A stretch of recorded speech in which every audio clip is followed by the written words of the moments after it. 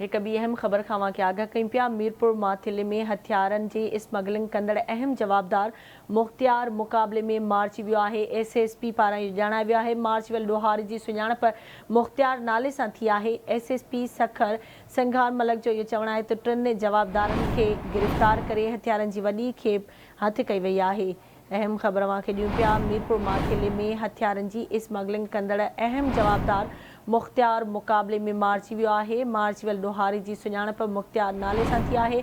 SSP Sukkur पारां ॼाणायो वियो आहे त टिनि जवाबदारनि खे गिरफ़्तार करे हथियारनि जी वॾी खेप हथ कई आहे। ब्रेकिंग न्यूज़ अवां सां शेयर कयूं पिया। मीरपुर माथिले में हथियारनि जी स्मगलिंग कंदड़ अहम जवाबदार मुख़्तियार मुक़ाबले में मारिजी वियो आहे।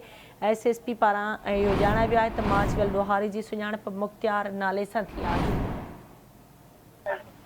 तफ़सील मालूम कंदासीं मीरपुर माथिले मां आवाज़ जे रिपोर्टर लतीफ़ वसीर खां। जी लतीफ़ वसीर, वधीक छा तफ़सील आहिनि? जी बिल्कुल बेलो मीरपुर थाणे जी हद मोटरवे भरिसां जेको मुक़ाबलो थियो आहे, जंहिंमें मारिजी वियल ॾोहारी जंहिंजी सुञाणप मुख़्तियार नाले सां थी आहे, इहा तस्दीक SSP सखर सिंगार मलिक कई आहे। पर हुन इहो बि चयो आहे त मारिजी वियल ॾोहारी जेके टे ॿिया जेके हुनजा साथी ॾोहारी आहिनि उहे गिरफ़्तार कया आहिनि ऐं उन सॼे मामले जी जांच कयो आहे। पर हुन सां गॾोगॾु हीउ जेको मारिजी वियल ॾोहारी आहे उन वटां हिकिड़ी GLI कार बि हथाई आहे। उन मां वॾी तादाद में असलो पिणु हथ कयो वियो आहे, जंहिंमें क्लाशन कोप्स बि आहिनि, हज़ारनि तादाद में गोलियूं आहिनि, उन सां गॾु पिस्टल्स बि आहिनि, उहे बि पुलिस पारां हथ कया विया आहिनि। ऐं टे जेके पुलिस पारां गिरफ़्तार कया आहिनि जवाबदार, उन्हनि खे धारदार सखर पुलिस ऐं घोटकी पुलिस खणी विया आहिनि। उन्हनि खां जांच कई थी वञे। पर मारिजी वियल ॾोहारी खे जेको हिन वक़्तु मीरपुर मातल इस्पताल आंदो वियो आहे ऐं उन सां गॾु पुलिस पारां चयो पियो वञे त जेको हीउ मारिजी वियल ॾोहारी आहे ऐं उनजा जेके साथी आहिनि उन्हनि खां जांच कयो पिया। पर मारिजी वियल ॾोहारी जी जेका तस्दीक आहे उहा SSP सखर